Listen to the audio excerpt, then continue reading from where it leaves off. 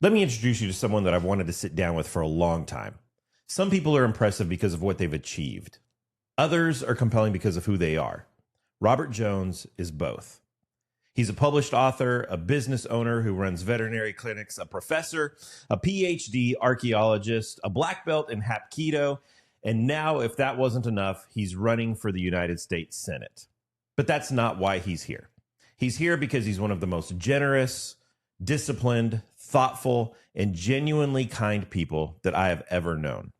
In a world that's obsessed with labels, Robert is a reminder that character doesn't need a label. Now, today isn't a political conversation. It's a human one. It's about discipline, purpose, intellectual curiosity, service, and what it actually takes to build a meaningful life. So pull up a chair.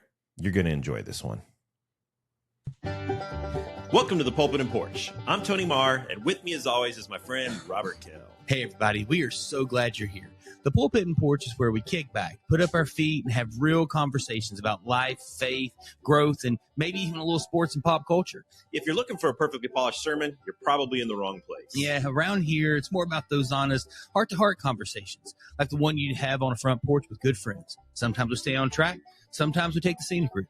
And honestly, that's half the fun, isn't it? We dig into the highs, the lows, and all the in-betweens of living out your faith in real life. Along the way, we may pull up a few extra chairs and invite some friends onto the porch to share stories and ideas that just may change the way that you see things. So whether you're chasing your purpose, building your faith, or just trying to live a little more fully, pull up a chair, grab some sweet tea, and join us. This is the Pulpit and Porch. We got a seat waiting for you.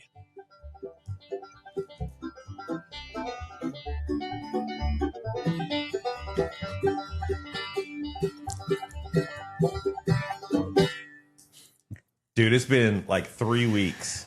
It has been a long, long time. I've been a world traveler. You've been a local traveler. I've the gone place. nowhere. Yeah. You've been going everywhere, though, for baseball. Hey, we are in the midst of what is the greatest season of the year. Now, I know that most people think that Christmas is the most wonderful time of the year, but it is the season that we're in right now. Today, Robert, we've got It's gonna be confusing today. This is the second time that we've done this. Second time that not with Robert Jones, but the second time that our guest has been Robert. Mm-hmm. And so we've said, and both of "Hi, them I'm Tony. This is my friend Robert. This is my other friend Robert." They both of them are way more disciplined and accomplished than I am. So that's just like distinguished Robert and me. So we try not to timestamp our show, but we end up doing it every single week because like this episode won't air for a couple of weeks, but today is maybe the greatest day of the year. Today is opening day of baseball. My opening day was like 3 weeks ago. So I've been living my greatest day for 3 weeks. That's nice. Yeah, the Dodgers don't play until tomorrow, but did you see that in MLB's power rankings, obviously the Dodgers are number one in the power rankings, but they did their power rankings for best starting rotation and power rankings for best lineup 1 through 9, and the Dodgers were number one in both. So this is the first time that's ever happened. Well, they should be. Like, do you follow baseball? A little bit. Yeah. So their roster costs more than 10 MLB teams total. Like so. Anyway, you find that to be a good excuse, City. No, I'm not. Like, it's like if you're spending that kind of money and you can't buy the best in all of those things, that's just bad management and leadership. So what if your team has the money and isn't choosing to spend it? I still think that I'm sad that this is probably the last season of baseball for a season, unless they really do some miraculous stuff. There will be a work stoppage next year. It also, at the same time, we got to fix this. So there are moments where the worst team in baseball, their pitcher comes out and that he has a day, and the best team, the Dodgers, like cannot even hit the ball. That's what I love about baseball. But if we could, I think they just got to bring things a little closer together to where you just, you got two. Actually, isn't it 2 players? It's not their roster. 2 players make more than 10 Major League Baseball rosters make. And so I think that says that's the more actual about thing. the other teams than the Dodgers. You can't say that with markets and stuff and ownership and things. With revenue sharing, you absolutely can. Yeah, I don't think that's true. So we don't have time for all of that. And Robert definitely did not come to argue the finer point. I don't know, maybe you did. You want to argue the finer points of baseball today? We can. So, Robert, are you in mourning? Because Robert Jones is a huge Kentucky Wildcats fan. And besides this being the opening day of baseball season, we are right in the midst of March Madness. We're now, the Sweet 16 starts tomorrow. March morning. I'm in mourning a little bit. I had them winning that game, and it hurt my bracket. Yeah. But that first you didn't game, watch them this season. that first game, wow. Great game. Yeah. Wow. Had that. And then had what happened to Iowa State. Yeah. Iowa State played well. Hey, so have They're you very seen good. the Dos Equis commercials? The most interesting man in the world. Mhm. We have him here in studio with us right now. Sorry, I was like, I don't know where this is going. You jumped ship quick. I did. I pivoted us.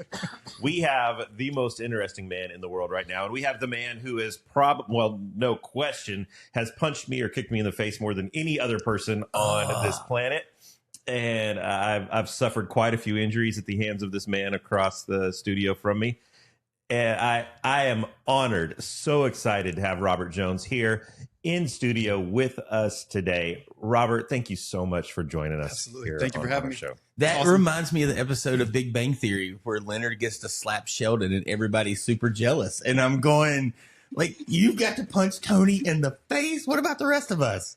Like, why does this not get to happen? I've earned it. I've taken a few kicks from this man that I will never forget for the rest of my life. Yeah. Likewise. Likewise.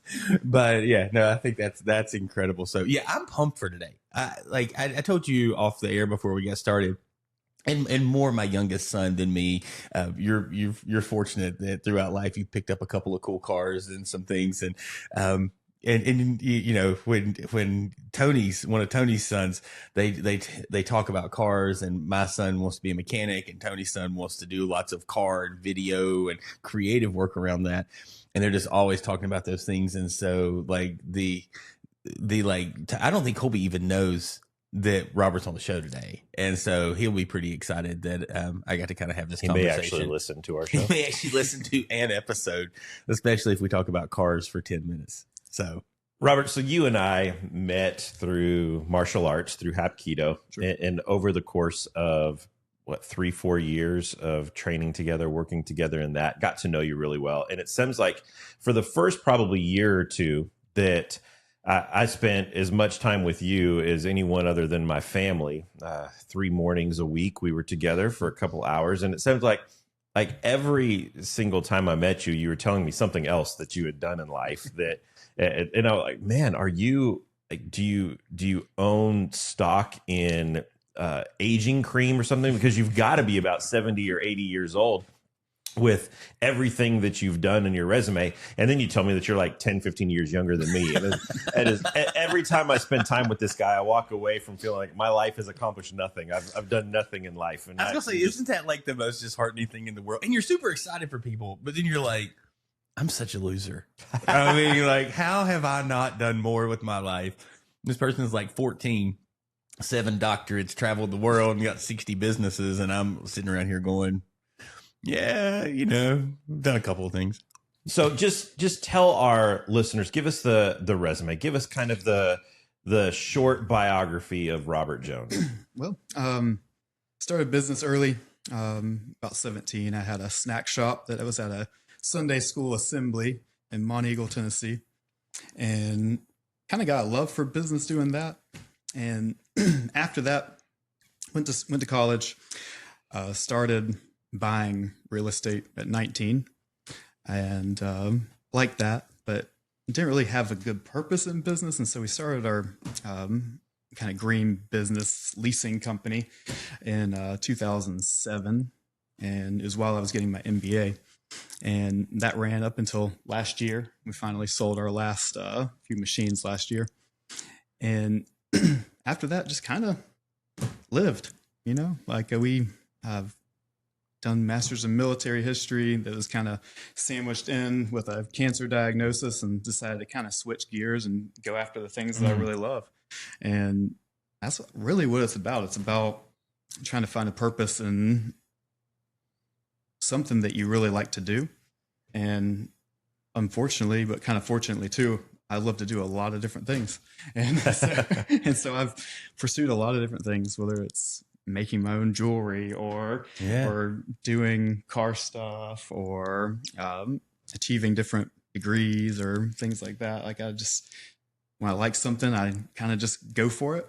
And that's how I ended up in Hapkido in the first place. Is just I really liked the idea of martial arts and the discipline, and kind of went over there on a whim and kind of fell in love with just the concepts and everything about the theory. And after, I guess it's been 5 years or so now, I've, I guess, 3rd degree black belt, and now shoulder surgery that go with this halfway because of Hapkido, I think. But yeah, it's not really much about just achieving things. It is about just having a purpose when I'm trying to do something that I like. Mm-hmm. And I talked to Isaac the other day. He came over to the house and was trying to get ideas from people that have been successful in life. And I was telling him, no matter what you're doing, always do it with a purpose. And so if you want to be anything you want to be, that's great. But be achieving something while you do it. And that's kind of how I've lived. And so I'm like, my family wanted to sell land in West Virginia. And so I became an auctioneer. And I did that and went to auction school in Tullahoma, Tennessee, and helped auction that land. And so I was kind of achieving something for the sake of, and I just do that with most of the things that I've accomplished in life. And I've been lucky a lot. I've been lucky to have good business and also have the benefit and the kind of privilege of being able to pursue my passions. And so, yeah, I've been very lucky. You've written books, you've created game apps, you're a PhD archaeologist with a dig site in Greece. You run veterinary clinics. What connects all of these things? So many different things. Each one is a different lifetime. And yet you're in your 30s? I'm 41. You're 41. All right. I think when we first met, you were in your 30s, maybe. For sure. And so what connects? What's the purpose behind all of this? What's the thread that connects everything that you have done over the last 20, 25 years of your life? Maybe ADHD, maybe. Unmedicated because of our age. They didn't medicate us back then. So, yeah. And these are not simple things. You said you're working on an MBA, and then you're getting a master's degree in military history, and then you have a PhD in archaeology, and you've started this business and this. These are not these aren't like saying, oh, I'm going to go buy a new watch because it feels good, or I'm going to go serve at the Salvation Army for a weekend because I feel. These are things that take a commitment. They take a discipline to accomplish, to achieve. What has driven? Have you always been driven to doing difficult things, or is that something that came along later for you? Maybe. I didn't like school. I didn't like school at all. I hated going to school when I was in high school, elementary school, college. I only really liked school my last semester of getting my MBA. And something clicked, and I was like, okay, I can make this applicable to something. And after that, I started really like going to and learning things and having new experiences, and went to become a certified wildlife rehabber, for instance. And I just love learning those things if it's purposeful. I didn't like how I was taught history when I was younger. I didn't feel like it was applicable. And so I kind of went through a path of the military history and the PhD and everything. And I was like, you know what, I can teach this to where people kind of remember it more. And so I can make it a little bit more fun. And so play more games, like have more kind of positive experiences with it. And I guess I don't know. I don't know if it was more of just like, I have drive, like I want to achieve things. But I never really achieve things for myself. Like I'm always have a purpose with it, that I hope will help other people. And that's the only thing I can think of that really drives that passion, is that I don't really, like, I'm not doing it for me. And even if it's kind of something where like I went to college, and I went to college because my mom really like wanted that. Yeah.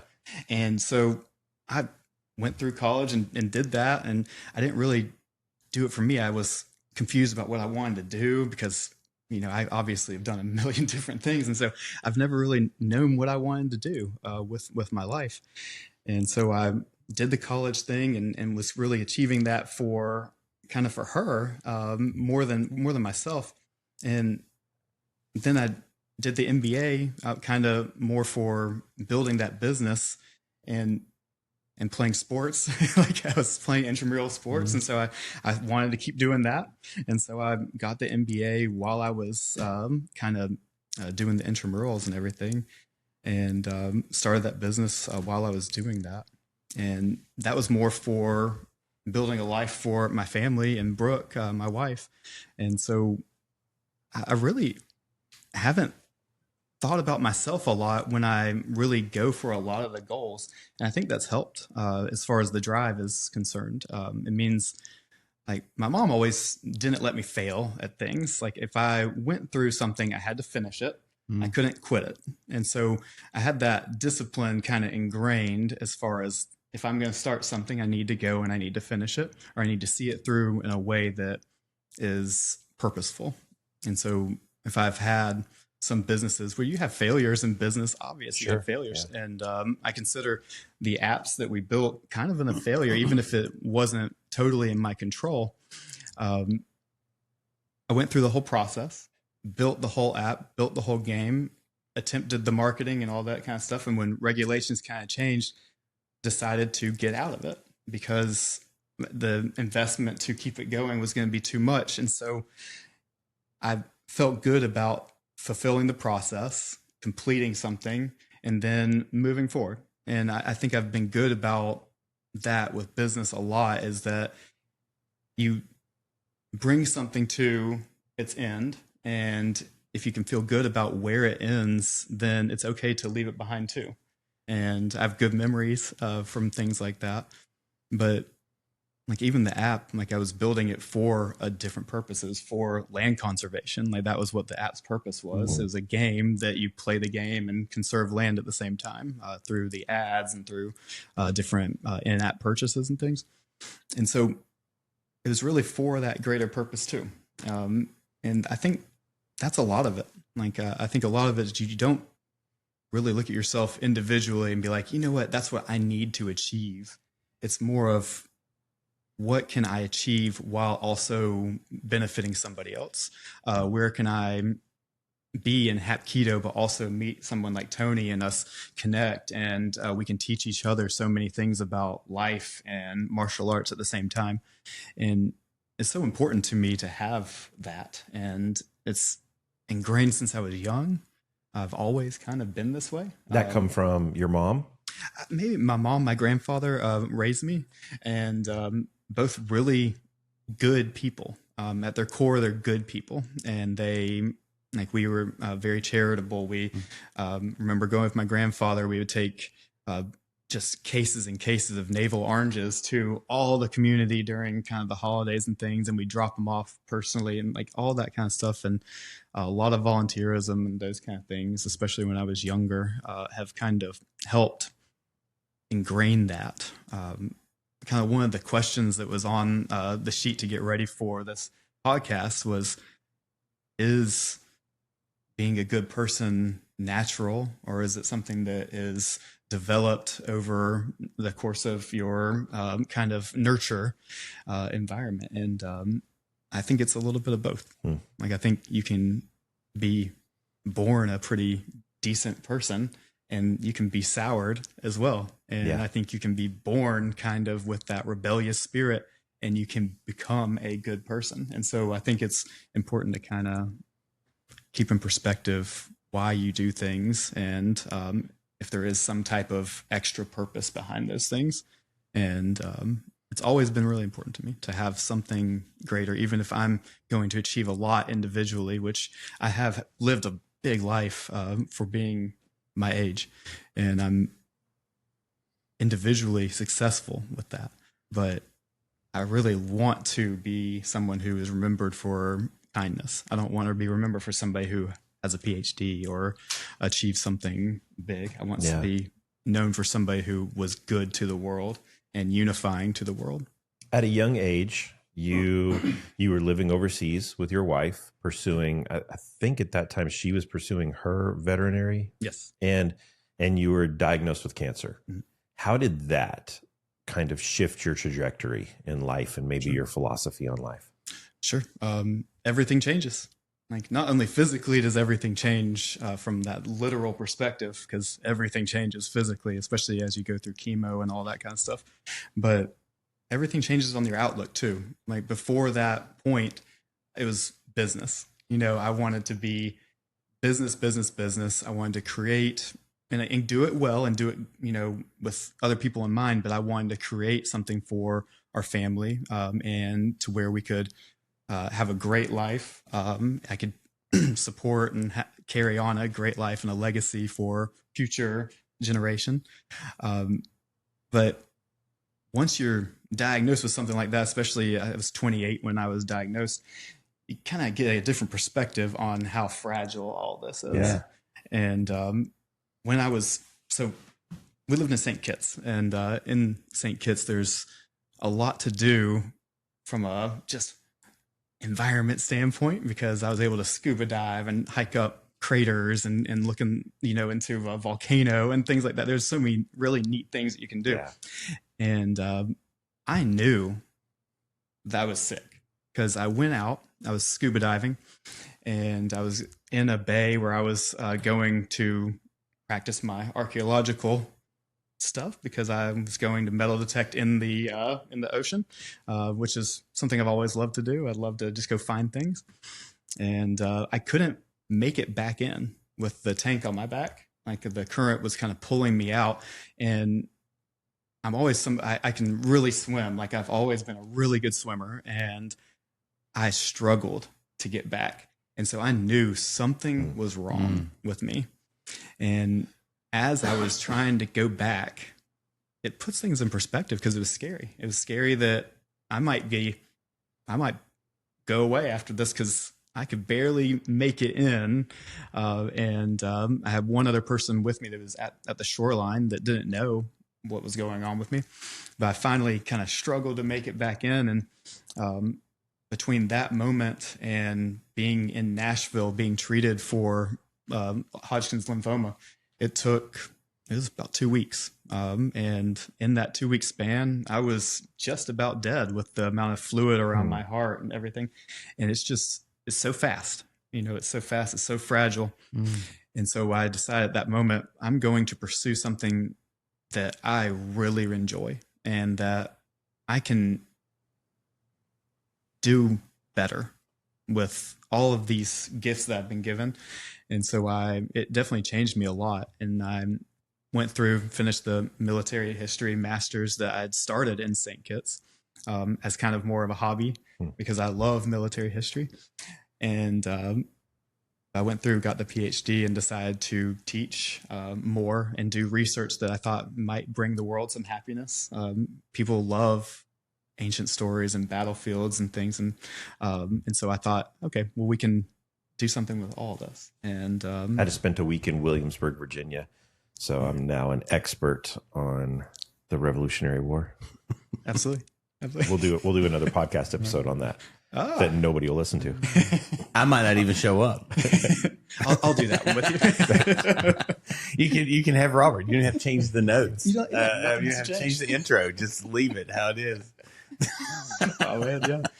I love Williamsburg. It's incredible. Yeah. It is. The thing I love about the story, because I was listening early on, and my question was going to be, how do you feel like that connects, like all the accomplishments? Like early on, you're just like, there's a drive, there's a motivation. And when I'm coaching, whether it's young kids who are wanting to step in, or I'm talking with people and I'm kind of coaching them, and how do you take this next step? I talk about this motivation and this drive and be accomplishing something. And my thought was, wow, that is really inspiring. I want to go accomplish something today. And also, how does that connect to people? And you just naturally transitioned into that, because at the core, like you do have a drive to accomplish things. But whether it was for your mom and your granddad, or whether it was with your granddad in the community, and whether it's something that probably seemed pretty small, like delivering boxes of oranges, or I'm sure you could tell some stories that were much bigger, things that people didn't even know who were doing the good deeds and the generosity that was happening, talking about wanting to provide for your family, and how even in sickness, you're going, okay, you really didn't know what the next 6 days, 6 weeks, 6 months were going to look like, but you knew you had, at least at that point, a wife, and you wanted to be able to provide and do. And your thought has always been, how do I care for, and then, the people around me, and then the businesses and the things you're doing have a real purpose and a thought of caring for other people. And it's just such an interesting thought to me, because this is stuff we talk about a lot of times, is how do the things we do really impact others? And if the goal is only to, and I'm not saying we can't do something, like when I sit down and watch a show on Netflix, it probably does not benefit anyone except the person that's making $1 billion at Netflix. And I'm not really concerned about helping them out. I just want to watch a show or a movie or something. But when I sit down and I start going, hey, the things that I do today, how do they really like bump into someone else's life and help their life take a next step, be a little more purposeful, thoughtful, encouraged, helped out today? Those are like, that really should be a base motivation for, I think, the planet. But it really seems to be something that but it really, I mean, like, as we talk about the history, or not the history, y'all were talking about history. I'm just trying to get back on track. But like, as we talk about even the history of our world and looking at a current state, like, it doesn't seem to be. You and I were talking about some things off air that, like, it feels like the world is incredibly entitled and very like self-centered, not selfless. And I was just listening, and I just wanted to, like, I loved that. And I mean, we can kind of take off and go forever from there, but I just was really encouraged by those thoughts. And again, I'm like super motivated. I want to go accomplish something today. I want to go build an app. I want to go do something. But at the same time too, I'm going, okay, in doing that, it can't just be something that today I go check. I hit the box. I did the thing. Like, there's a purpose of helping people inside of the things that we do. And I love hearing that as your story. Absolutely. The interesting thing about this, and I talk to my students about it, the power of our interactions with other people. And you can take it as high up as warring with other countries, and you can take it down to the personal interactions we have. And making sure you're leaving those interactions in a positive way is vitally important for the rest of the world. And you don't think about it as much from the individual interaction. But if you think about kind of that more butterfly effect of your actions on somebody else, the energy you bring to a conversation, it's vitally important. Like, you being courteous to somebody in a grocery store and moving your cart so somebody can get by you, all of those little details mean everything to the world. And I think we're losing a lot of those details as we become more disconnected, because those details weren't as lost when we were younger, but now they are. They had to be retrained to people, I think, and they don't realize the impact that they're having just by honking at somebody incessantly on the road. Those little details. Has he been following me? Has he been driving? Has he been following me down the street? But it really is. That is where you build the world from. Yeah. You build it from those small interactions. And one of the other questions I love on that sheet that you gave me was, how do you interact with somebody who you don't benefit from? Like, there's no benefit from me talking to this person, and I'm not going to get anything out. But that's not necessarily true, honestly. Like, you you get something from every single one of these interactions. And even if it's just you talk to them like a person and you treat them well like a person, it goes beyond that. Every single one of these interactions goes beyond that. And it really is individual. And we talk about like the team and how do you motivate a team. And you don't do it by saying, hey, you go get yours, you know, go get your buckets, you know, like that's not really how you motivate a team. Yeah. That's how you demotivate a team, right? Like that's how you would maybe motivate that one individual and empower that one individual. But the team's not going to do well if somebody's just going out and getting buckets and everybody else is standing there, right? You have to, that team is everything. And we are a team, like even us three right now, we're a team on this very podcast, and we interact in a way that you hope builds the podcast up, right? Like you interact in that kind of way. And it's the same when you're coaching somebody. If you are telling each person that they're playing for the person next to them, no matter what, you got them, right? And they trust that you have them, and then you build that relationship. Those are the best teams, right? Because they are the ones that can actually organically flow through the court, and they can know where the other person's going to be based on cues and kind of hidden language. They know the passes are going to fall to the hands of the other individual as they cut and things like that. And of course I'm talking about basketball now. But it's that trust is built from the little things, and you can't necessarily coach that in. You have to coach it in through life, right? You have to coach it in through how you interact with everybody on that team every single day.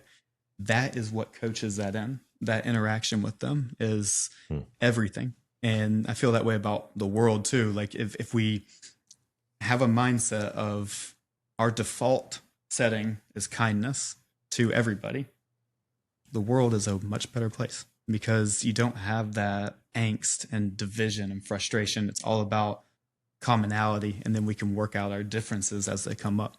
But it starts with just simple kindness.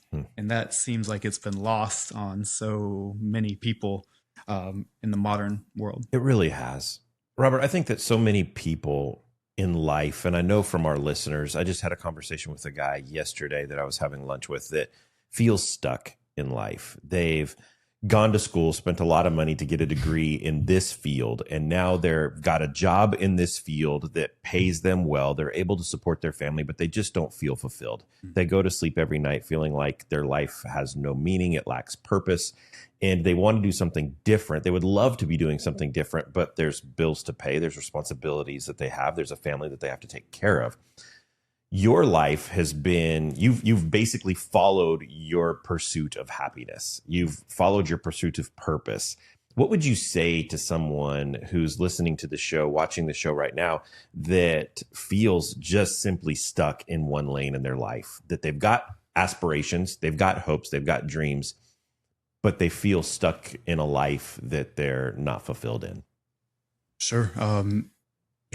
That's like a question I get a lot, is like, how do you do this? Like, how do you not only have the time to do what you're doing, but how do you do what you're doing in so many different ways, and you're pulled so many different directions? You don't sleep at night. You don't do, these kind of things. Are you a vampire? Are you, are you, how do you do this? You and Tom Cruise. That's the first time I've been linked to Tom Cruise. It's, I can't really, I can give advice to somebody who is stuck in their situation, but I come from, I get a really good family. I have a good upbringing. I'm able to pursue the things I want to pursue because I've had success at other things. And it's hard for me in my position to be like, yeah, you should just go and stop that. You should just go and pursue what you want to pursue, because it's not practical in a lot of situations. But what I can say is that you're in this situation, and you can do the best that you can in that situation, and you can build for your family, all those kind of things. And you can carve off 30 minutes here, 45 minutes here to go towards something else. And whether or not that is a hobby that brings them more fulfillment to the other portions of their life, if it's just doing some kind of research on something else, it can be anything. It could be developing a new skill, like going to keto. It could be any kind of little thing that they add to their life. But at some point, if they aren't fulfilled, then they do need to have something else that is going to bring that aspect into their life, because the downward trajectory of just being stuck and unfulfilled and kind of you become resentful and angry and those kind of things, it's not a path you want to take, right? And so I'd say start little, start 15 minutes here, 30 minutes here, and then develop it into something and do it with purpose. You know, like if you're going to do something, go to achieve something while you're doing it. And that can be as simple as challenging yourself to something. So if you are doing a fitness app or something like that, and you're going 30 minutes here, have goals. Just have goals that you're setting for yourself along the way, and just start small. And you can build something from that, whether it's a new career, maybe you're building towards something that can be what replaces what's making you kind of stuck in the moment. Or if it's just bringing you extra fulfillment in general. Like there's plenty of volunteer things that you can do. There's tons of different things you can do that bring more purpose. There's conversations that you can have. There's all that kind of thing. And so you can do it in so many different ways. It doesn't have to be where you're going and getting a different degree, or you're going to get a certificate, or all of these different things are fulfilling, right? And it's just about doing them with purpose. You don't want to go in and talk about a basketball term as a P dribble, right? You don't want to just sit there and dribble. You need to go somewhere with it. You have to have purpose behind those dribbles, or the ball is going to get stolen. Like you're going to get trapped and you're going to get stuck. It's a lot easier to steer a moving car than a parked car. Yeah. That's a great analogy. It is. It really feels a lot too about we overestimate what we can do in a day and underestimate what we can do in a year. And you're just saying, like, take these small chunks, because we listen to, and you and I talk about, Tony, different leadership guys we listen to that are like, one in particular that just says, I believe you can accomplish and you can do anything you want to as a career. And he's like, if you want to be, do a podcast on Friends TV show, you can sit down and do a deep dive and watch the shows and go crazy, and you can do the stuff, and you could make a living of people watching you talk about it. And maybe you can. I don't know. I mean, maybe you can, maybe you can't. But what you're saying is, like, if you've got responsibilities, and your first and foremost goal when you step into life or into your day, I mean, has to be, if you have a spouse and kids and people who are depending upon you, you've got a mortgage, you've got things you've got to take care of. You got to go, okay, I have a way to provide for that. I need to take care of that today. But this whole tension comes down to is then it's just, we live in this world where we watch so many people on social media just like doing things, and we're like, I'm better than them, I could do that. And we just want to jump ship so quickly. Now, I love what you said there, Tony. And I just like, these are just thoughts that are just really, I think, heavy, and things that our world is dealing with a lot, that people are really facing every day. Hey, and speaking of paying bills, we're going to hear really quickly from one of our show sponsors. Empowering leaders, enriching lives. That's the heart of Higher Ministry. They're dedicated to equipping Christian leaders with the tools and resources they need to thrive in their calling. Whether you're looking for leadership development, strategic planning, or community outreach strategies, Higher Ministries is here to help. Visit higherministries.com to learn more, and thank them for sponsoring our podcast. Robert, one of my favorite episodes that we've done on our show was one that we just did recently that we called The Architecture of a Meaningful Life. And in that, we discussed the things that we tend to build our life on, that there are external structures and there are internal structures. And one of the things that we talked about that I'm really interested to get your opinion on is, what do you think is more critical to success, discipline or talent? Both. Both. I think it would be wrong to say that talent trumps discipline. Discipline can turn somebody who has no talent into somebody that is competent in that position. However, talent can make it happen in an instant, right? And so both have a huge role to play, but you can't let talent stand in your way of doing something that makes you happy, right? You can't say, I mean, sometimes you can. I can say that right now in my position, I'm not going and starring as point guard for the Lakers, right? I don't have the talent to do that. But if I wanted to play basketball and I wanted to go in and do the best possible thing I can with discipline, I could play basketball and be competent as a point guard in the right setting, right? And it doesn't have to mean that I'm the best at anything. And so you can work with less talent if you have the discipline. It doesn't mean that we are all created in the same way where we can all just go out and do anything that we want to do at any time. And that's okay. That's part of the beauty of the diversity that is our world, is that we're all really good at certain things and we can all achieve certain things. I think finding what you are talented at is a life pursuit for so many people. All of us have unique gifts, and some of us never unlock what those gifts are.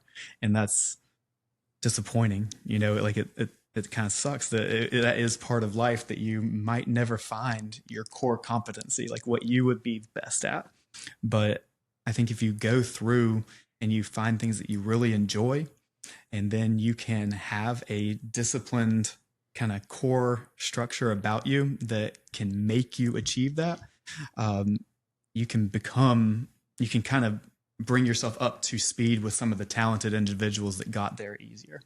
And so discipline is vitally important, but it's hard to say that it is more important than talent in certain ways. I think they're both super important. I think it just depends on the situation, the person, and what they want out of life. Yeah, to use a martial arts analogy, black belts are simply just white belts with more discipline.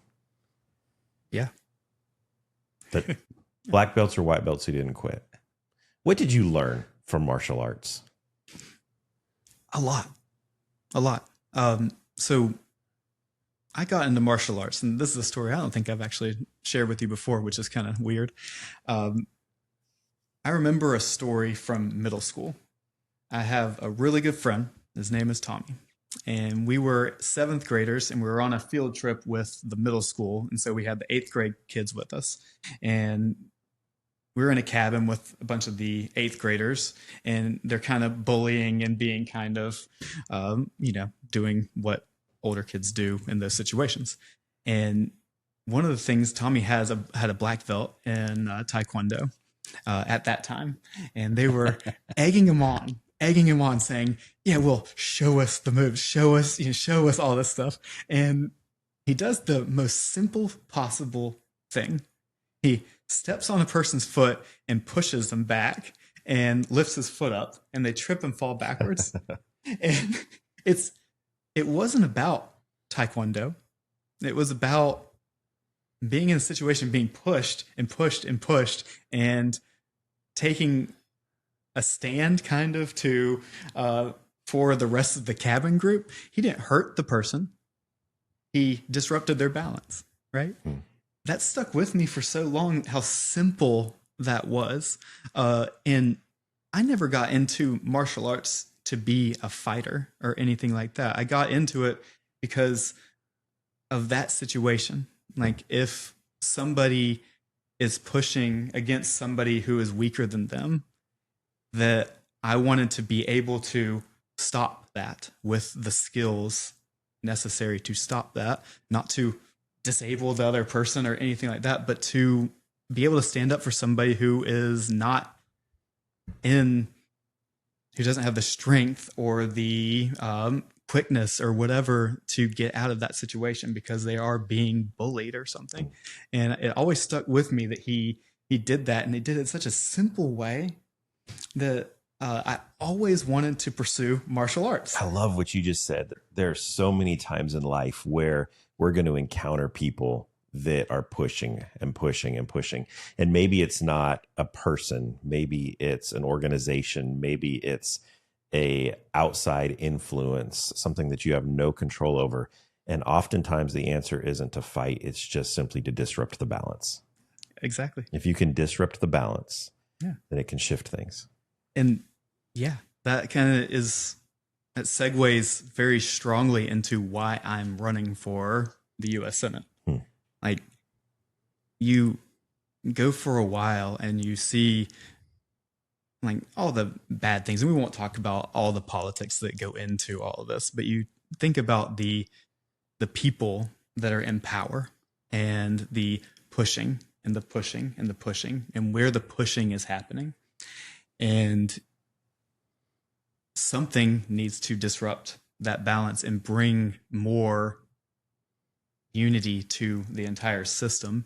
And at some point you feel like you need to be the one that steps in to disrupt that balance, because of that you have that martial arts mindset of defending something else that even if technically I might not be as impacted by this fight, other people are very impacted by this fight. And if people in my position don't step up and become a part of this, then I haven't really learned what I was going to Apketo to learn in the first place.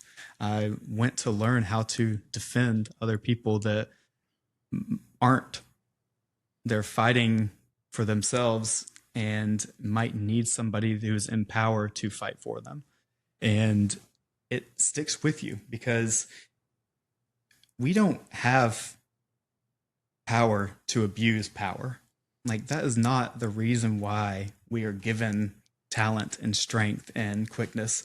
We're giving that to lift up others. And I teach about this a lot in history because humans have a long history of abusing power and taking their biggest stick and using it against the others that don't have that biggest stick.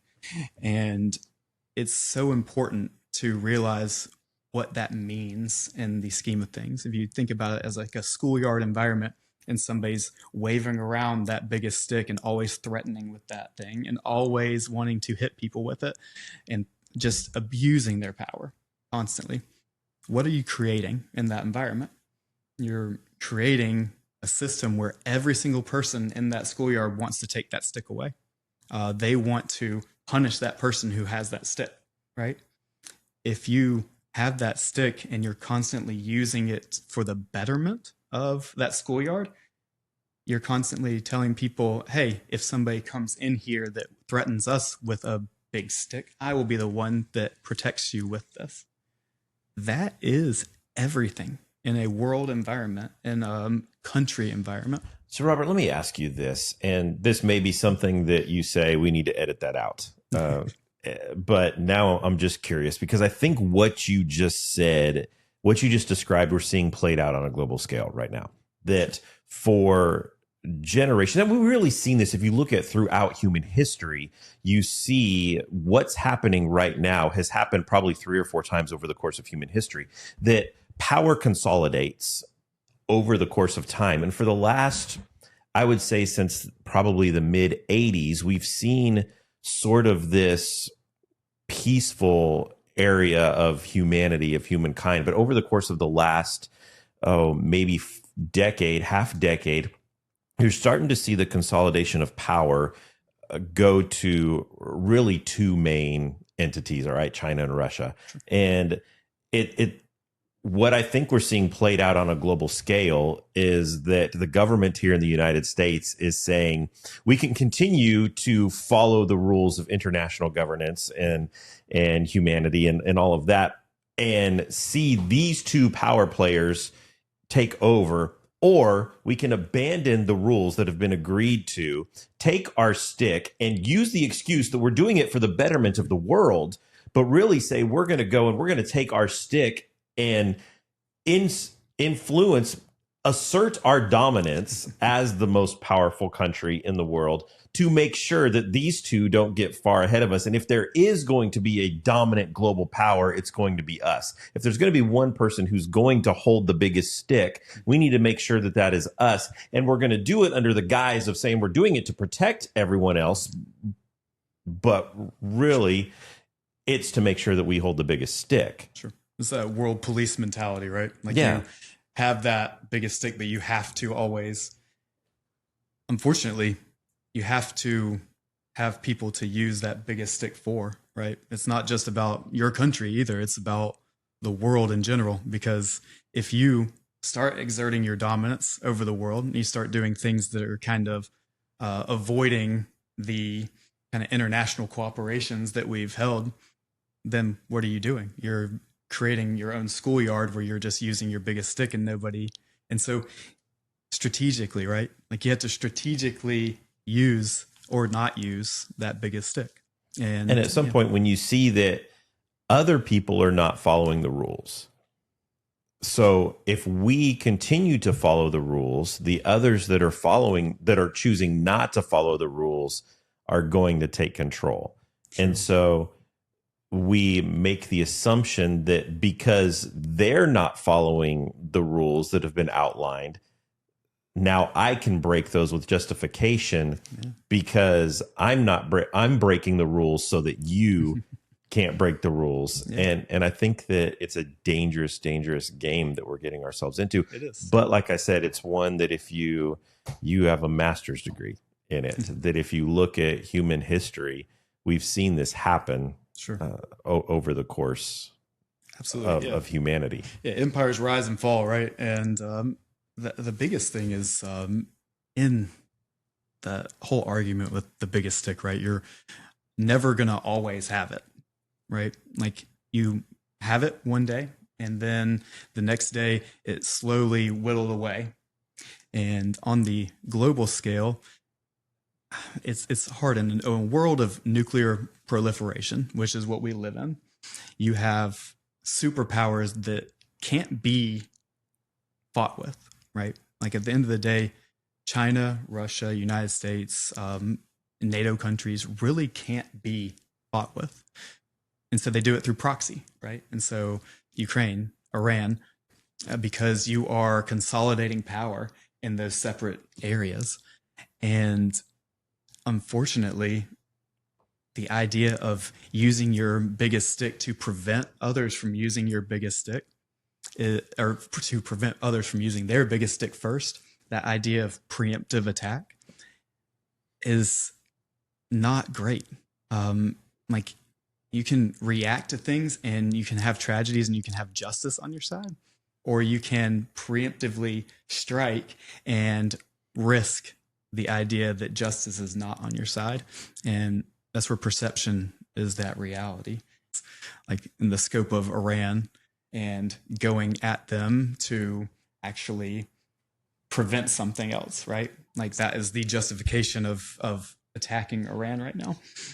And you do that under the guise that they are planning something, but what you're doing right now is radicalizing 20 years worth of Iranian citizens against you, which means you have to continually use your biggest stick for the next 20 to 30 years, just like we did with ISIS. We did the exact same thing in 2003. You radicalize, you don't help at the end of the day. You had that kind of aspect of justice on your side when the Iranian people are rising up and protesting and their own government is killing them, right? You have that kind of, okay, well, they need help. You don't do it by sending in the Air Force. Like you don't do it by bombing cities and accidentally killing kids. You don't do it that way. That radicalizes generations of people against you, and there's no way out of it. There's no justification you can tell a grieving parent that America killed your kids and America not be at fault, right? It doesn't look like the Ayatollah is the problem. It looks like America is the problem. And that perception is reality. And unfortunately, that's the perception that happens when you preemptively use your stick. And so question inside. So as you're running for Senate and you're stepping into this system that very much already exists, and you're hoping to step, of course, I mean, your goal is to step into this system that very much already exists. and you're looking at these opportunities of how you can shift the thinking and shift the steps that everyone is taking in how we approach government and just at a base level, human relationships and things like that.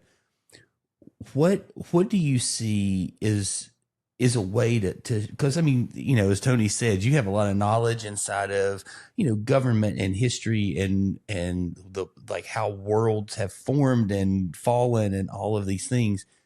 And as you're looking and going, like, what inside of your mind is a real step that you feel like how you can shift the system? Sure. Because that has to be, I mean, like we talk about this, like, inside of my job, and, you know, Tony and I have lived a lot of the same career inside of some things, and we'll go, okay, hey, this seems to be a system of, you know, whether it's, you know, discipleship or assimilation or however it works of how things go. It's like, okay, what was happening back here? How have we shifted it as humans, and what would it take to maybe get back to what it should be, or what's the best way to approach this? And anytime you want to go before something that's currently existing, it requires a real detoxing and mind shift. And you got to get, you know, and for your, you know, for me, I've got 70 to 100 people that I've got to kind of go, hey, here's where we're heading. I really hope they want to step into that with me.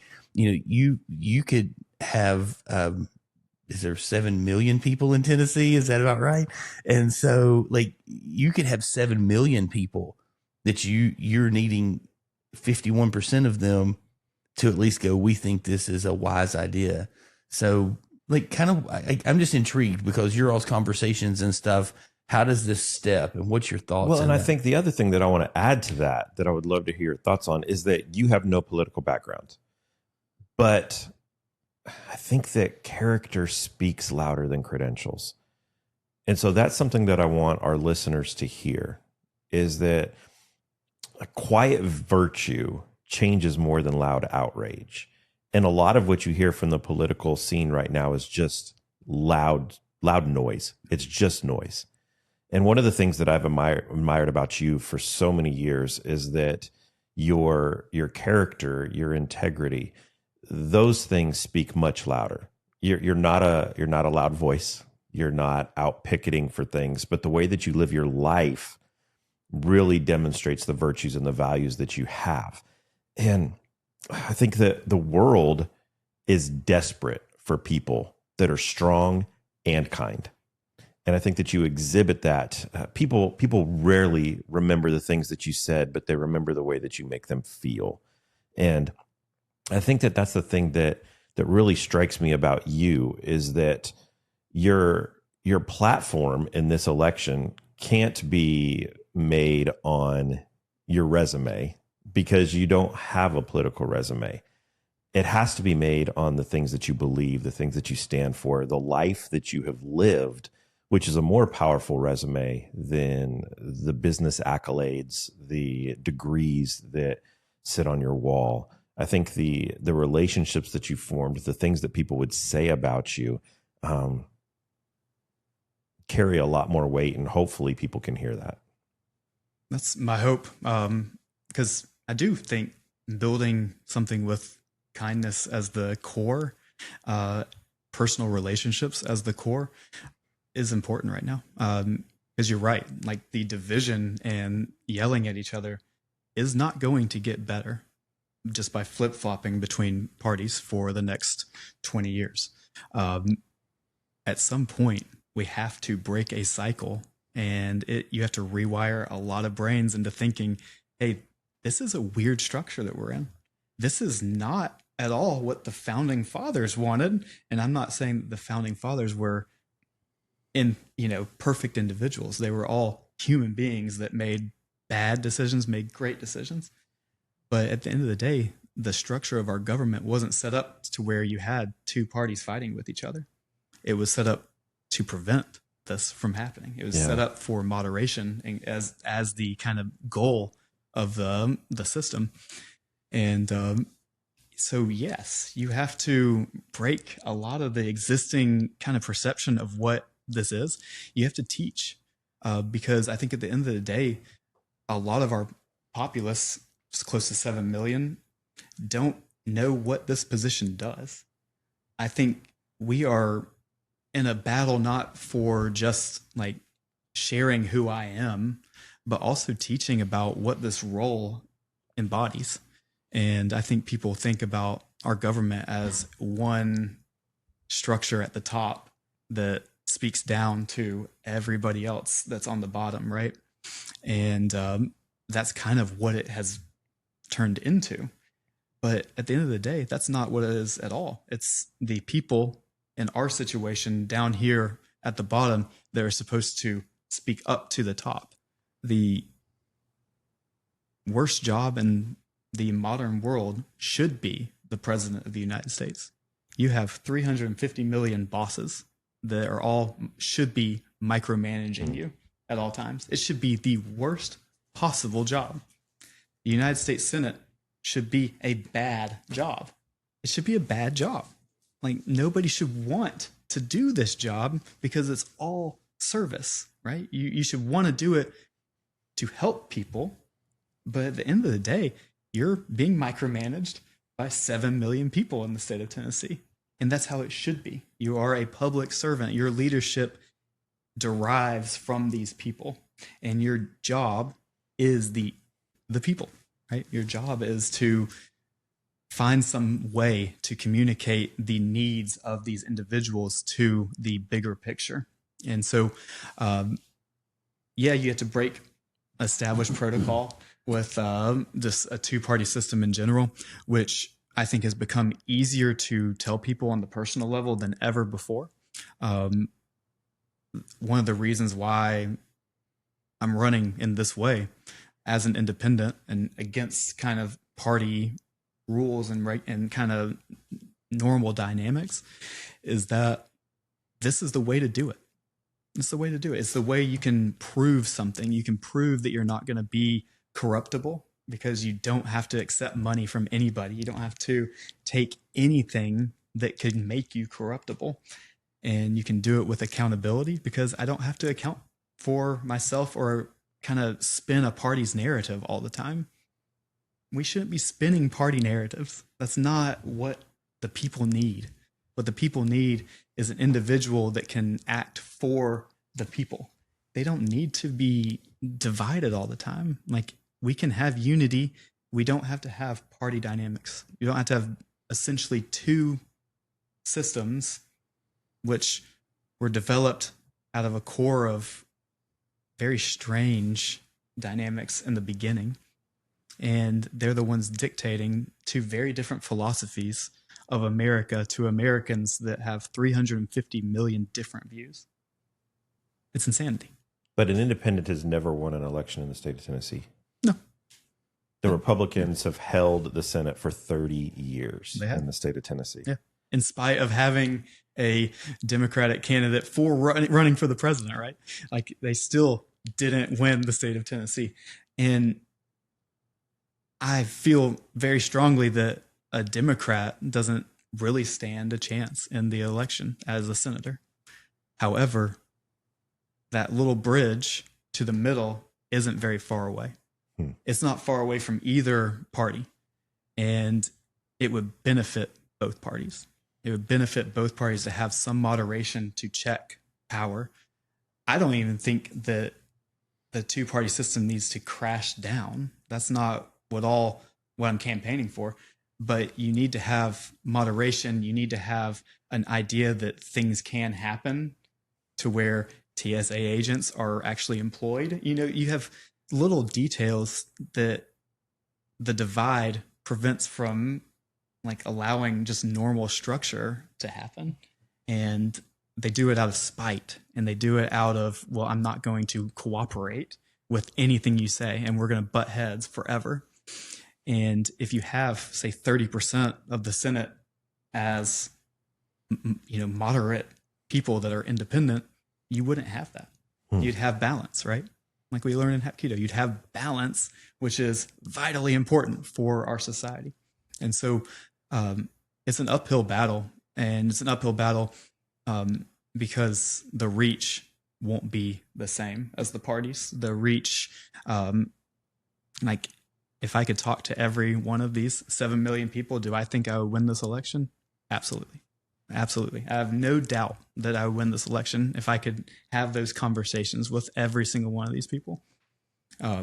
Because it makes sense. Like what I'm standing for makes sense. It makes sense to both sides. I've talked to everybody on the spectrum. It makes sense to go through this and have some kind of accountability, have some type of transparency, have the people have more of a voice in what we're doing.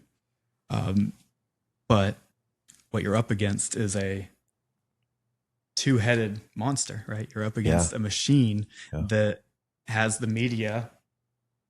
Like it's a pretty rough environment. So when you called me a month or so ago and you said, "Hey, let's go grab coffee," and you said, I'm running for office," I thought you were going to say you were running for local city council, Town council, yeah. And you said, "I'm running for U.S. Senate," which again goes to show how you were not thinking about who you were sitting across the table for That's coffee true. with. I should have known. The doctor of archaeology with master's degrees in Hapkido, all this. And you said a couple of things to me that really stood out. First, you told me what you just said, that you're running as an independent because of all the reasons that you just said. But you also said that you're not raising campaign support, because I love how you worded it. You said, "I don't feel like you can raise campaign support and not become influenced by your supporters."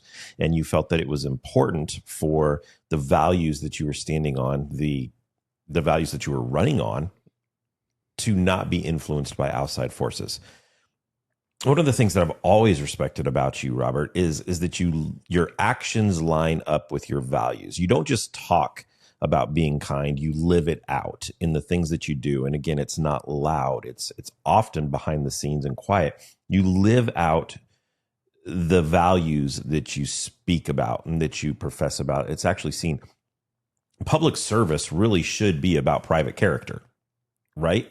But so often we see the things that people say that they stand for, that they're going to bring to their public office.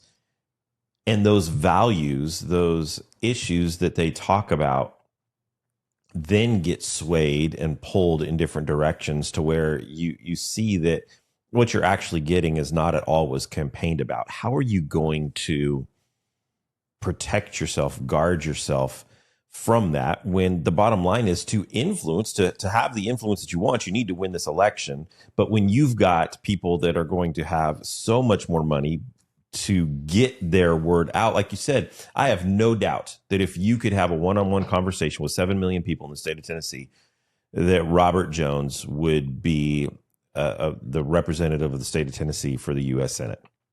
No doubt about that.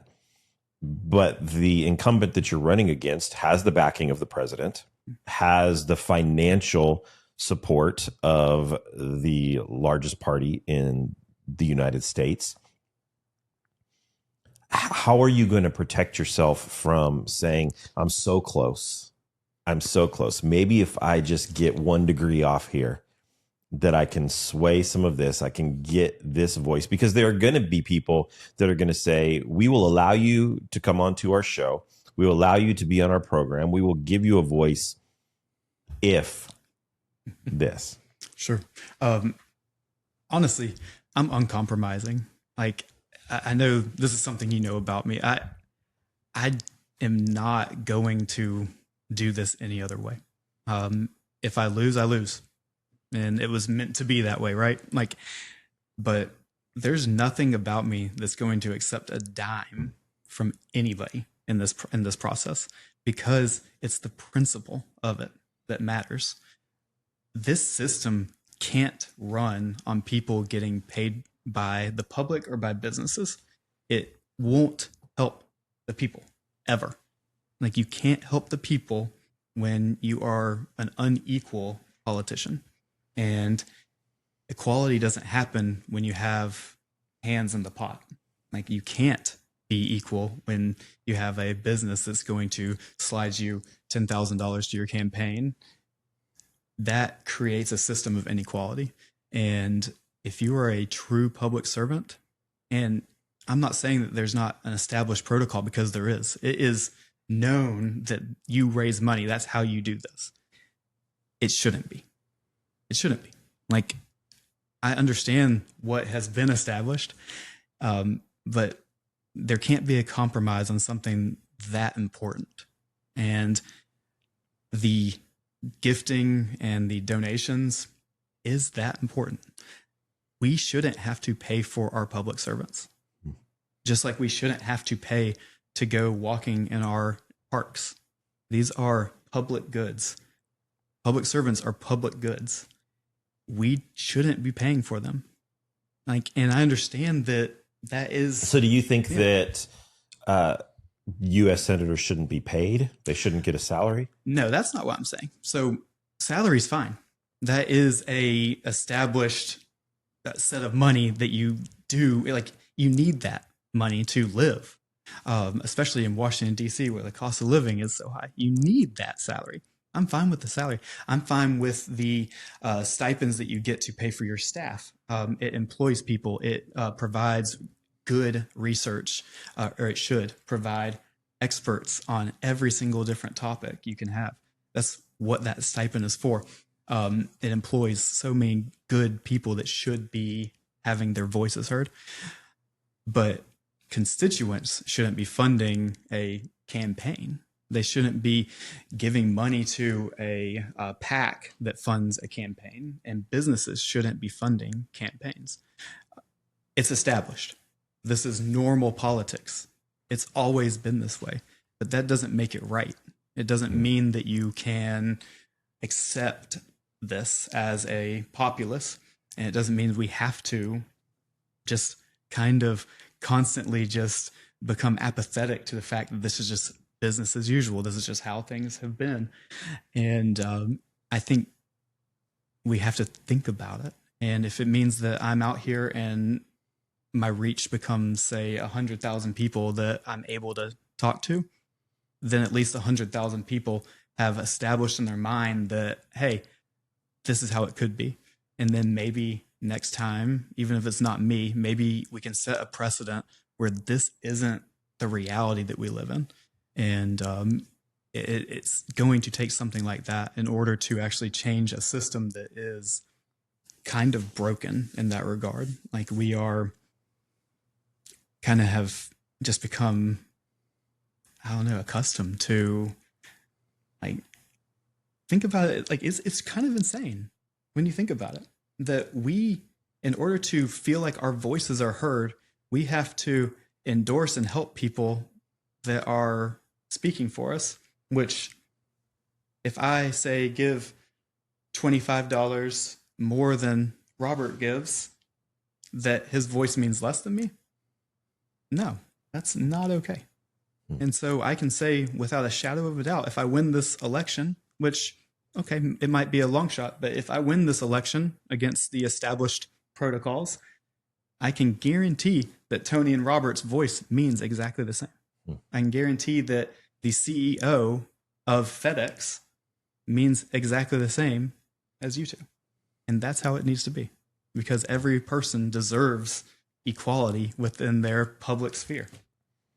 All right, we're going to dive into a few more questions about your campaign and what you're running on. And I don't mean by, we're not going to go through policies and all of that, but I want to talk more about what are the principles, what are the values that you are running on. But before we do that, I want to give our listeners an opportunity to hear a little bit more about what drives you, what's motivating you, what's inspiring you right now. We're going to dive into Porch Picks.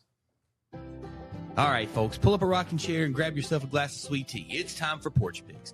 This is where we give you our top recommendations on, well, just about anything. If we like it, we're picking it. No deep theology here, just good old-fashioned opinions. So sit back, relax, and get ready for this week's Porch Picks. All right, so Robert, what we do here is you just give your recommendations on anything that you are into right now. This could be a book that you're reading, a TV show, a movie that you've recently seen, a podcast that you're listening to, hopefully the Pulpit Porch, and just anything, a great restaurant that you just ate at recently, which I have an amazing one that I will give a plug to when it's my turn to go. Robert, what are you into right now? So we just finished the second season of One Piece on Netflix, which is kind of a weird thing. I've never gotten into anime, and that's where it sprung from for the live action. But it's this collection of really good character ensemble, and it's Never heard of it. it's a kind of pirate fantasy thing.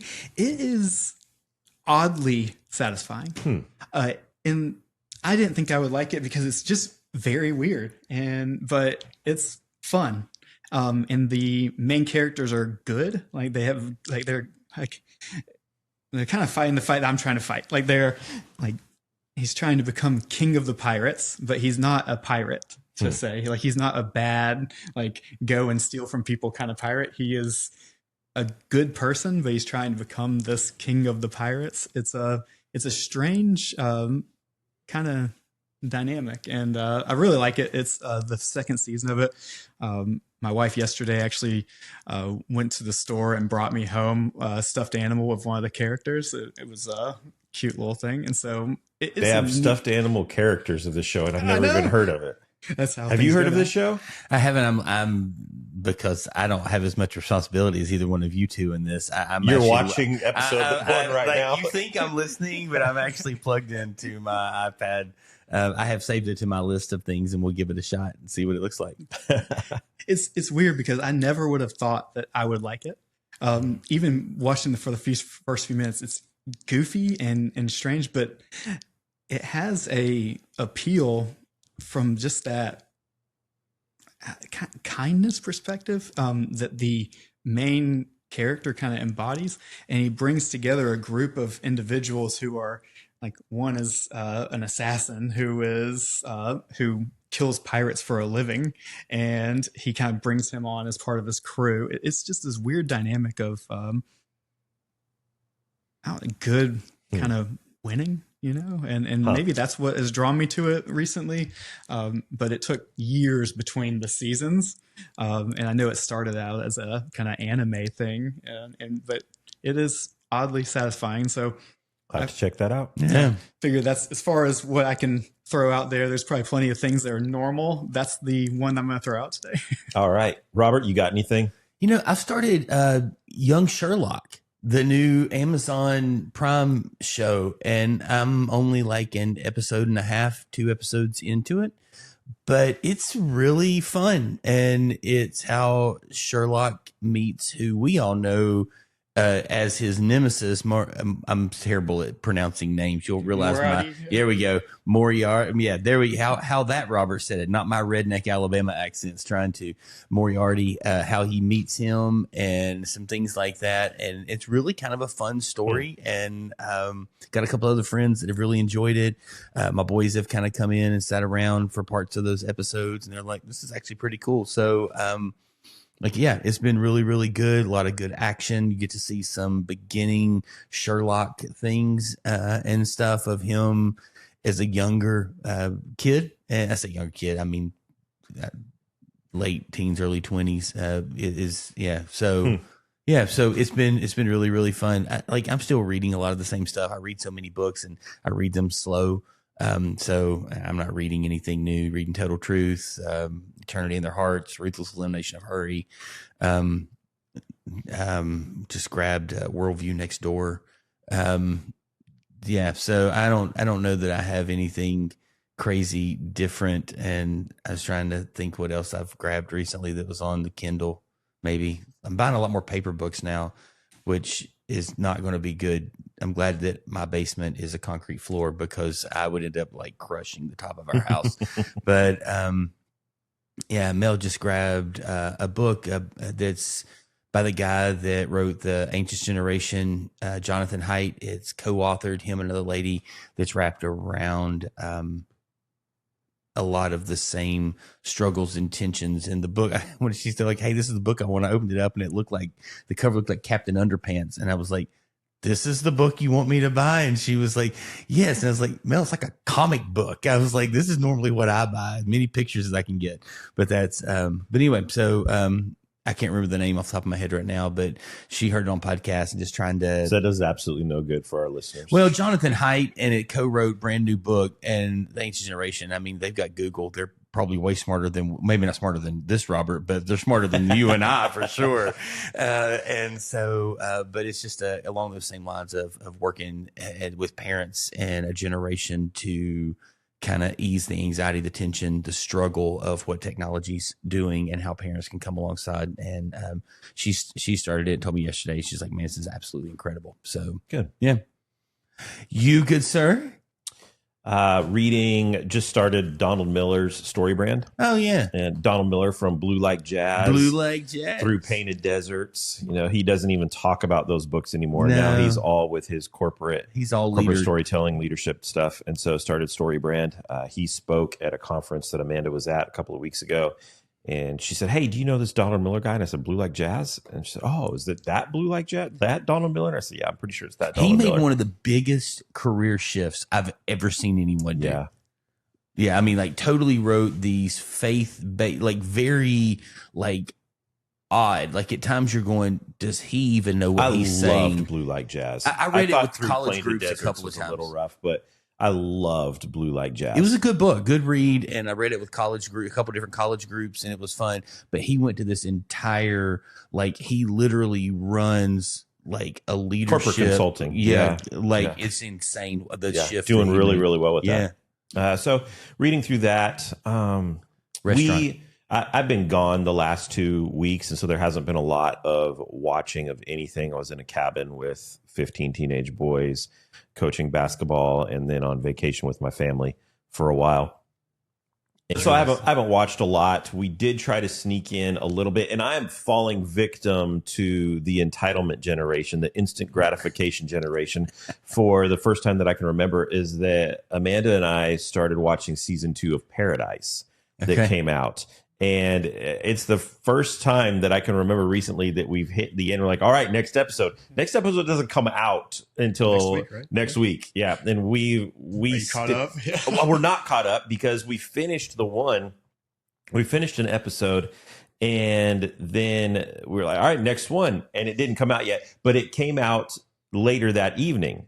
And so it was like 10:30 and it said it was coming out at 11. It's like, all right, we're just going to wait. But then we realized that our router thinks that we're on Central Standard Time. And so 11 was really midnight. And so we needed to wait another hour and 20 minutes. And we just said, we're not waiting up that long. We're out. So I've been watching that.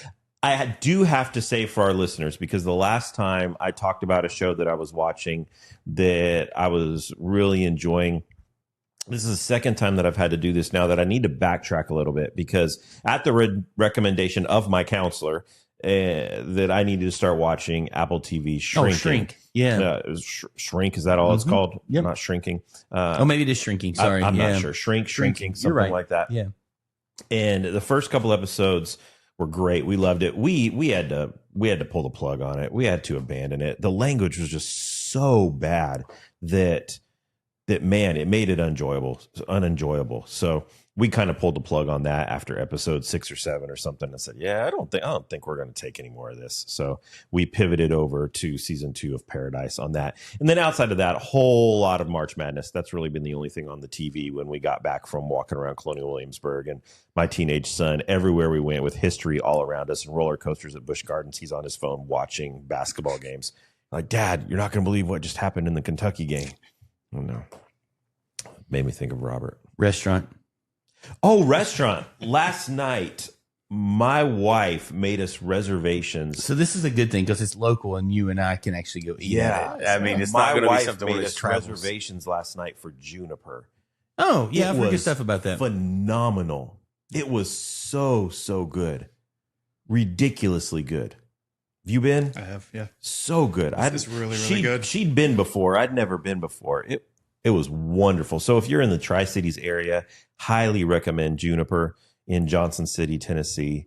Incredible restaurant. Yeah. Yeah, that's good. Is that the one that has like the tents, kind of individualized seating and stuff? Is that a different one? No, that is Oak and Barrel. Yeah, we ate there. too. That was a good place too. I enjoyed Oaken. Have you been there? I haven't. Know Jen, the owner. She's a friend. It was good. But I haven't been there Really yet. good. I need Really to go. good. Yeah, that's another one that my wife made a reservation for us, and we were supposed to have one of those private little cabana places, and that's not where they sat us. And she said, we were supposed to have this table. And I said, do you want me to say something? She said, no, it's fine. And it was really good. Really good. Yeah, I enjoyed it a lot. Juniper's where Cafe Pacific used to be. Okay. Over Yeah. next to Sam's and I was trying to think, and there's one of these restaurants, and I really can't remember right now. And I just love what they're doing.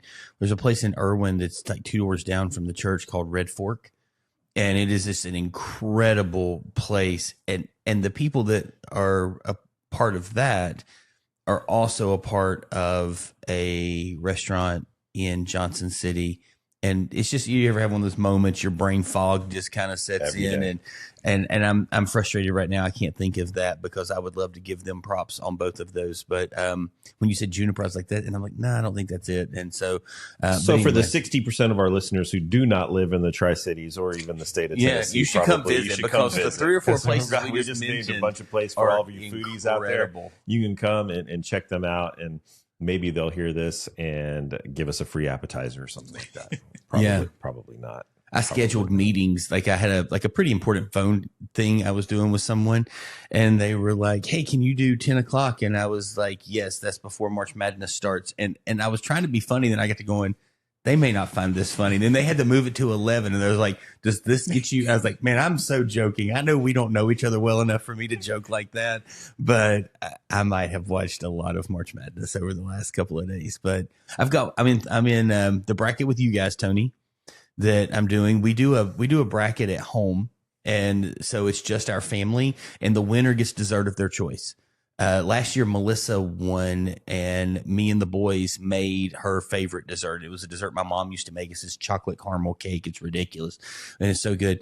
And then I'm in another one. My insurance agent, he does a bracket with all the people. It's like 170 some brackets, and up until the Florida loss, I was in first place, and now I'm still sitting in second. I mean, I've got a pretty good path to actually still win.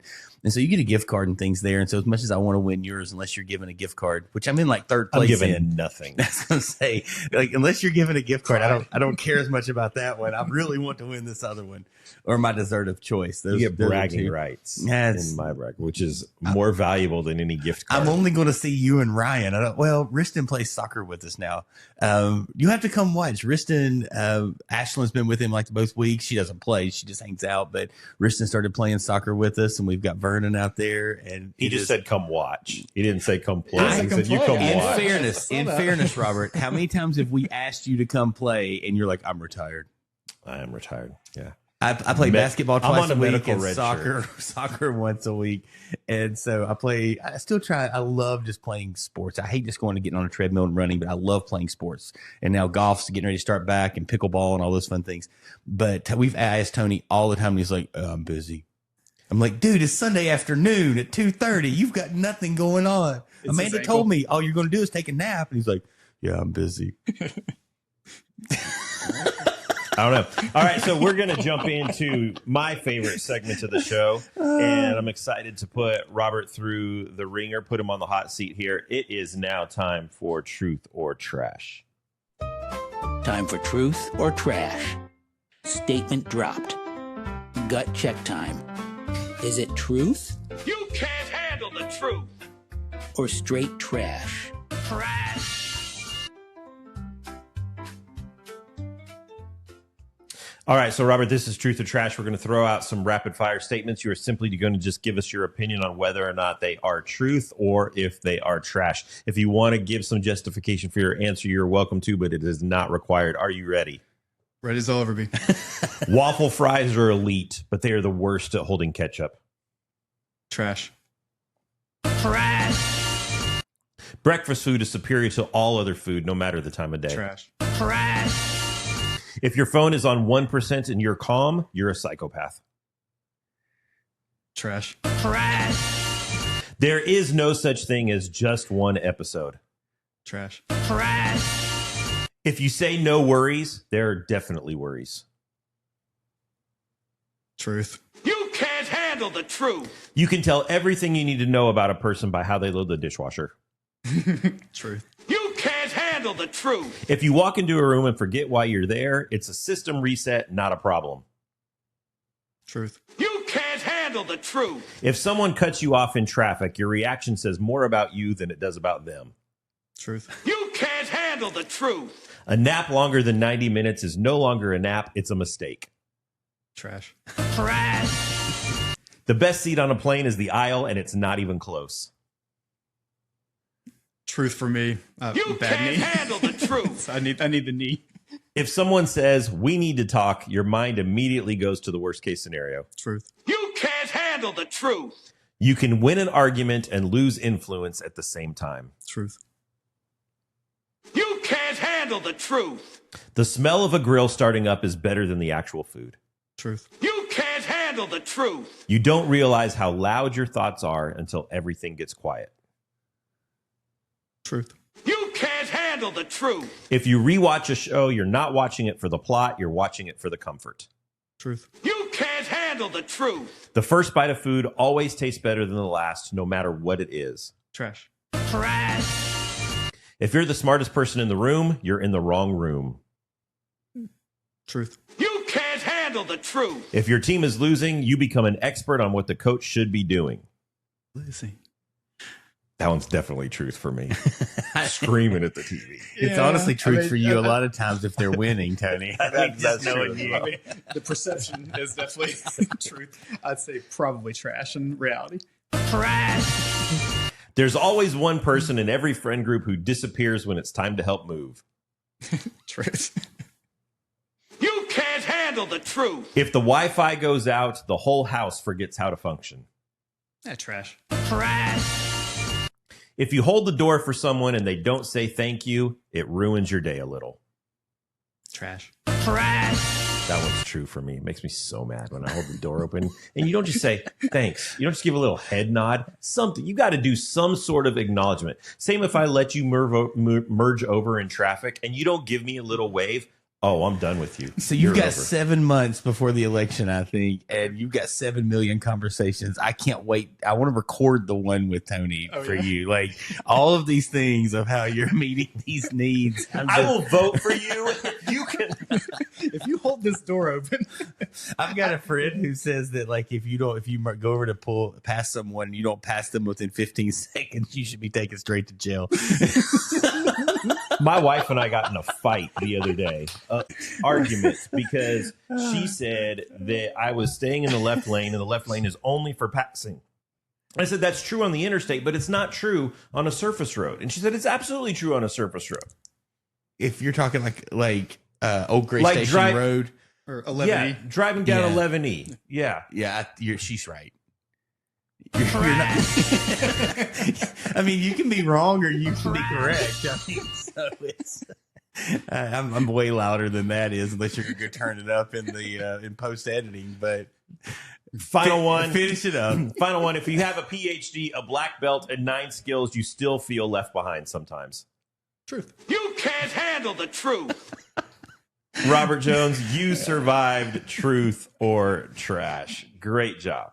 Both the Roberts that have done that, not me, I always give commentary, but the 2 Roberts that we've had that have done that were both probably as good, like just straight answers, no commentary. They both just kind of nailed it. So I ruin it for all of the Roberts. All right, back to your campaign. Your run for U.S. Senate. What has surprised you most about this process?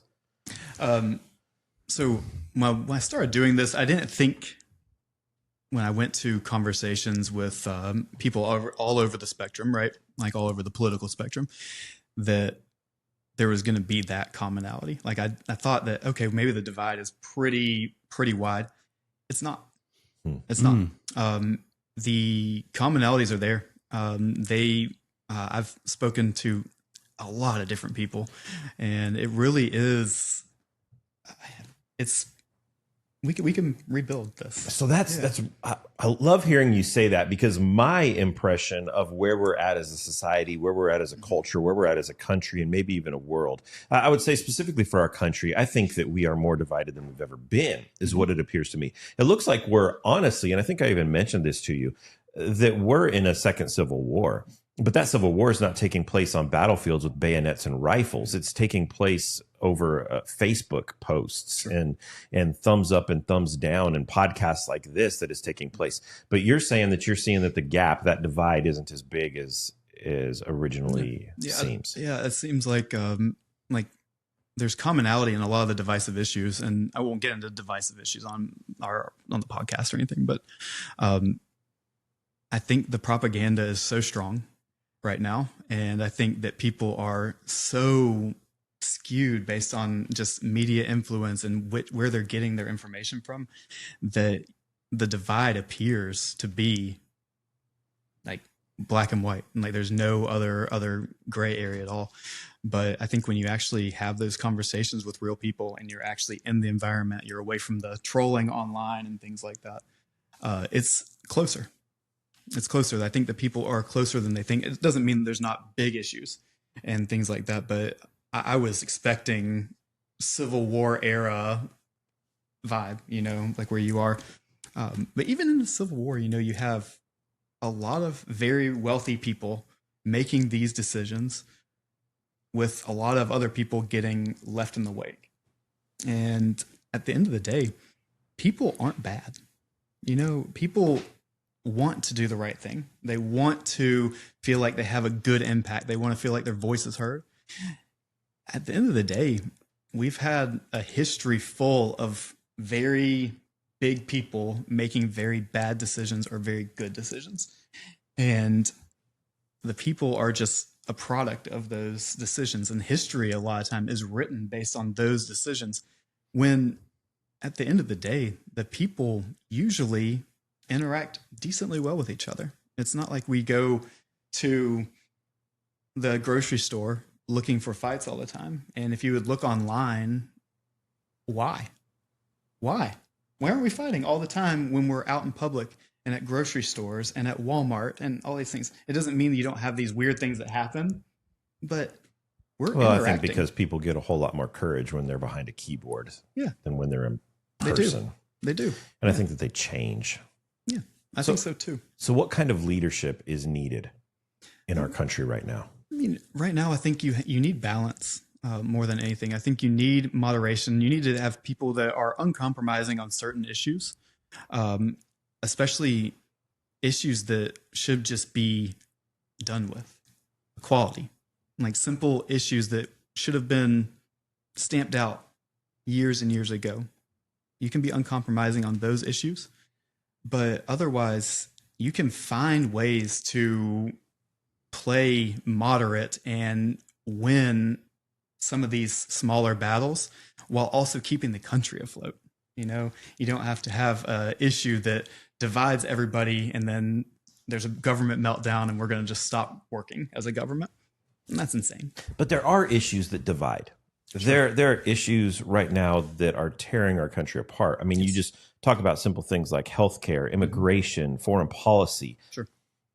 In a country that's going to be divided no matter who wins this election or any election, what do we need to see out of our leadership that tries to say you're going to have differing opinions on things, but we're still one people? Sure. Transparency. Like, I think a lot of the time people just feel like they're being dictated to, and the decisions aren't coming from the people and what the people want.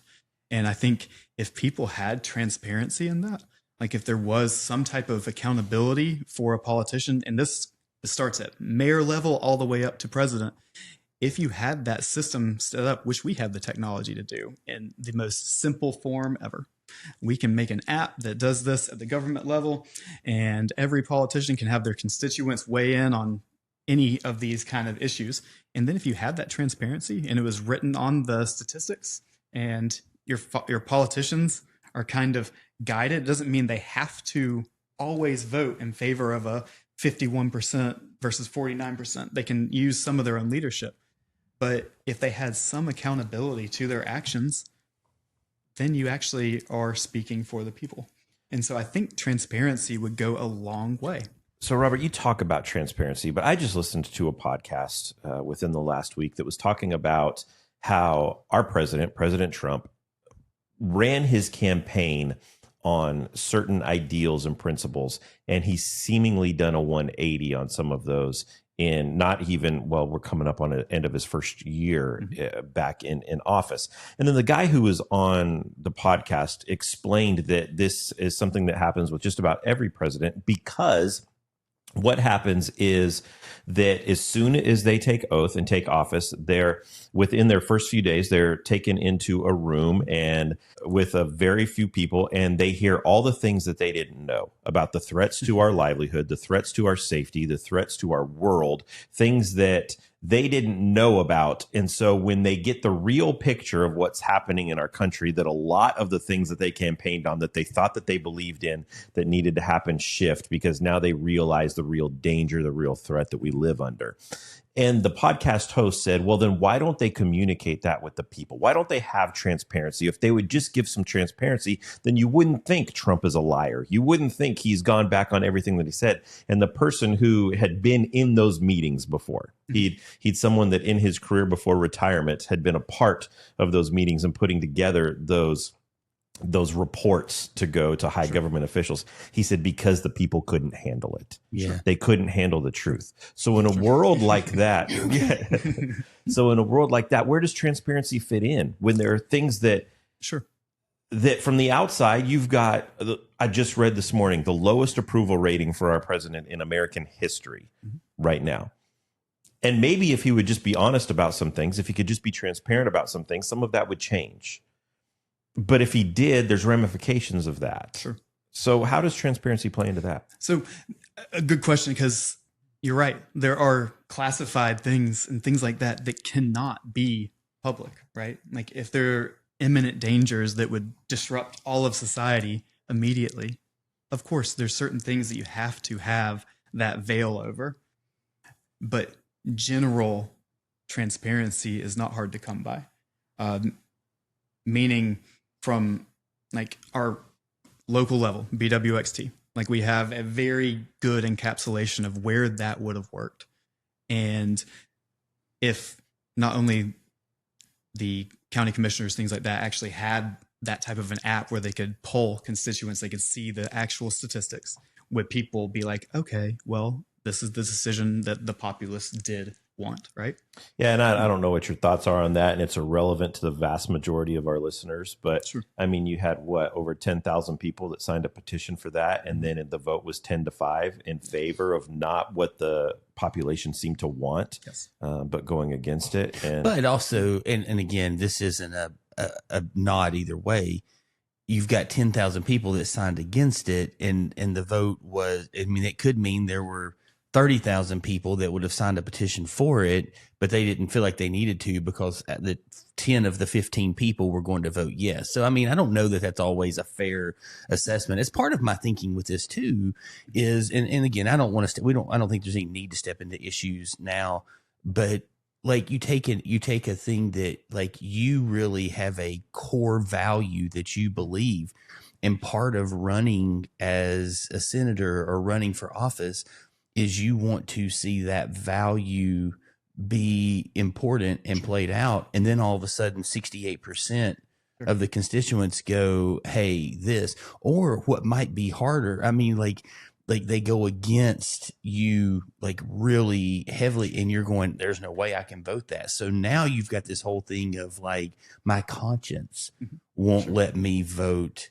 Because like a lot of the things when you talk about at a base level, when it comes down to who I am, and if at a core we really do want to be good, those are things I just think about. And again, I'll just tell you in conversation, this sounds incredible, and I love these thoughts. I'm trying to process how in a social media world, that everyone's not just upside down losing their mind. So what personal qualities do you think matter most in a public servant, whether or not you win this election or not? If you've some people listening to this in the state of Tennessee right now that you're hoping that they'll vote for you, but if they don't, what are you saying? You need to look for this in not only the people running against you, but in future elections. What personal qualities matter most? Compassion is one. I like empathy for one as well. I think I love to work. Like that's one of the reasons why I have a drive. I really love to work. I love to work outside. I love to work inside. I love just working.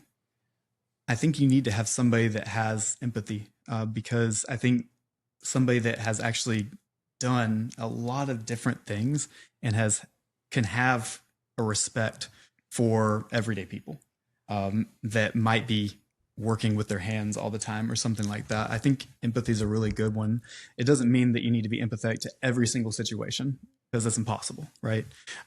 But you can be sympathetic to those situations and understand that, well, maybe I didn't have that health background, but I could understand what it would feel like if my significant other was diagnosed with something, like those kind of things. And I think being at the level of the people is important with that. And so I think you need, and so with that, like accountability thing, like if you, sometimes you're going to have a core value that 70% of people might not understand. And at that point, you need to vote with whatever makes you feel good about that core value, but you need to make it transparent, right? And so I need to say, hey, this is not what my fellow Tennesseans think, but I feel so strongly about it that I'm going to vote this way. And then you deal with the ramifications of it. And that's the point of the transparency. It's not that it's about real information being crossed to people and it actually, there being some type of non-spin environment. Like I don't want a politician that is going to be up there just trying to spin all the time. Like I want there to be some, like, there's gray in life. There's lots of gray. There's gray in the amount of information that I might be given if I am senator that I can't. But there's more transparency to be had than has been in our system. There are better ways to appeal to the public than there have been. You can hear your constituents in a better way, a more efficient way, one that can do a lot for our republic, right? Like we are in a republic, even though it's more like a pure democracy now than it used to be. At the end of the day, you are voting in candidates that are supposed to be the ones to intellectually make these decisions. Unfortunately, I think with corruption and everything that's going on, trust has been broken in those candidates. And we as the people don't trust that they're actually working for us as the people. We feel like we're being dictated to. We don't feel like we're being heard. And I think at the end of the day, that cycle needs to be broken by somebody. And sure, like, would it be great if it's me?